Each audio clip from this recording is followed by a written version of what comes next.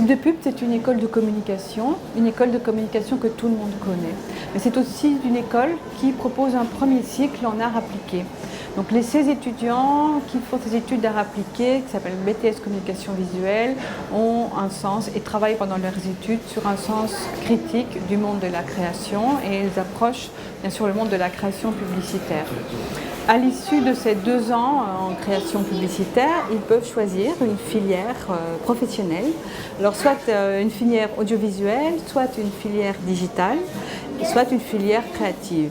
Et justement aujourd'hui nous sommes au musée des arts décoratifs où Jean-Paul Goude va nous recevoir et va recevoir nos étudiants de Mana et de Com Visuel pour nous faire un commentaire donc personnalisé.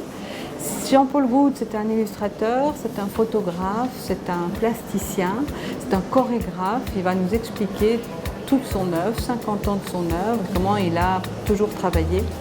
On va le retrouver tout à l'heure pour une interview.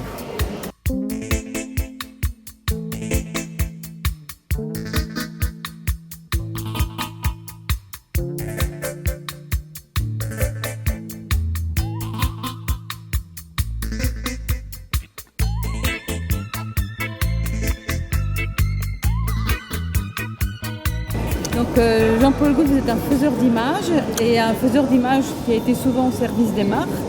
Est-ce qu'on peut parler d'une histoire d'amour entre les marques et vous? Entre les Galeries Lafayette et moi, oui. Oui. Je fais beaucoup d'affiches pour les Galeries Lafayette depuis longtemps, donc j'avais envie de les montrer. Donc je les ai mis dans une station et puis j'ai fait une espèce d'allégorie autour d'un métro qui ne s'arrêterait jamais. Chanel aussi. Et les gens fidèles, on les aime. Alors ça, c'est une métaphore visuelle. C'était pour symboliser un bijou qui s'appelle le feu. J'ai un contrat de conseiller avec une petite agence. J'ai 2 partenaires. On est un espèce de trio.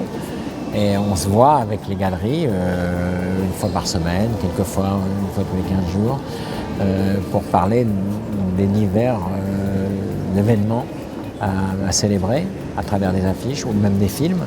Mon travail consiste à montrer les tendances, à prévenir les tendances, à les annoncer. Mais connaissant bien la mode, surtout le style, c'est un sujet qui m'intéresse profondément depuis toujours. Je n'essaye pas de suivre la tendance, bien au contraire. J'essaye d'être moi-même et en général de créer, en tous les cas, d'être moi-même pour créer une image la plus originale possible, donc par définition la plus intéressante pour les Galeries Lafayette, puisque l'image qui va être montrée va être totalement différente de celles qui sont montrées dans Paris au même moment. Par rapport à Chanel, par exemple, la publicité égoïste, quel était le brief de départ? Ça, je l'avais fait déjà pour Farida. Bon, elle ne criait pas égoïste, elle criait en arabe, mais c'était la même gestuelle. Donc j'ai simplement réinterprété cette idée pour le profit de Chanel. Ça, c'est une belle femme. Oubliez tout ce que vous savez.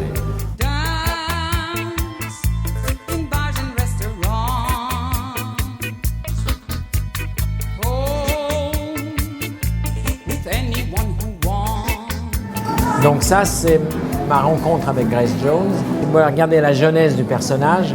C'est un peu les dessins que je faisais à l'époque, un peu cubiste, un peu africain, un peu influencé par plein de choses, mais qu'on me donnait le personnage qui est à gauche et qui est devenu une idole en son temps, qui était en complète contradiction avec tout ce qui se faisait à l'époque.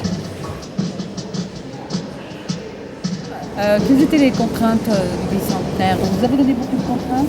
Non, le bicentenaire, j'y vais à vue, quoi. C'est trop tard. En un an, il faut monter. Donc, à partir du moment où j'ai mis le doigt dedans, c'est comme se jeter, c'est comme au cirque, vous jetez en l'air. C'est trop tard pour réfléchir. Est-ce qu'on va me rattraper ou pas? Donc c'était trop tard. 24 heures sur 24 pendant un an. Avec ce carnet qui est là, de pays en pays, de ville en ville, d'audition en audition, et c'est tout. J'ai vécu un an pour ça. D'accord. Dans la petite enfance, j'étais très préoccupé par mon image. d'hommes, de petits garçons. Et ça me gênait beaucoup quand ma mère essayait de me forcer à venir danser avec les petites filles. Alors elle avait inventé des subterfuges pour me faire accepter. Elle me faisait danser en chef indien ou en mousquetaire. Et les Indiens étaient mes personnages favoris. Donc je dansais pour elle. Mais c'était sans enthousiasme. En face de l'école des Arts Déco, qui était rue d'Ulm, il y avait la Cinémathèque française. Et j'ai vu un été toutes les comédies musicales américaines des années 50. Et là, j'ai eu une révélation. C'était tout ce que j'aimais dans la danse. Donc ça m'a beaucoup impressionné et je me suis dit, tiens, voilà ce que je veux faire. Je voudrais, quand je serai grand, quand je serai plus âgé, je voudrais mettre en scène des films musicaux. Donc si vous aviez un conseil à donner à nos étudiants en études artistiques, en art appliqué, quel serait le conseil que vous leur donneriez? Bon, un étudiant en art appliqué, je ne sais pas, mais un jeune artiste, un jeune artiste, je lui dirais ce que disait ma mère. Et ma mère, elle me disait en anglais, be yourself, c'est-à-dire sois toi-même. C'est tout. Et ça, c'est très difficile d'être soi-même.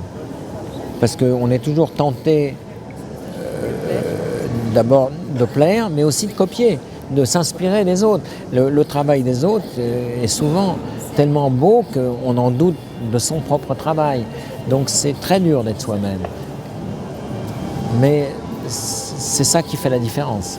S'il y a un mot pour conclure, un mot qui résume l'expo. Be yourself.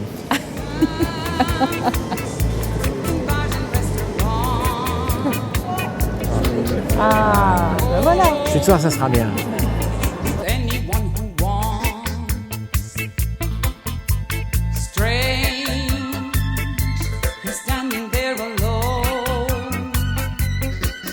Staring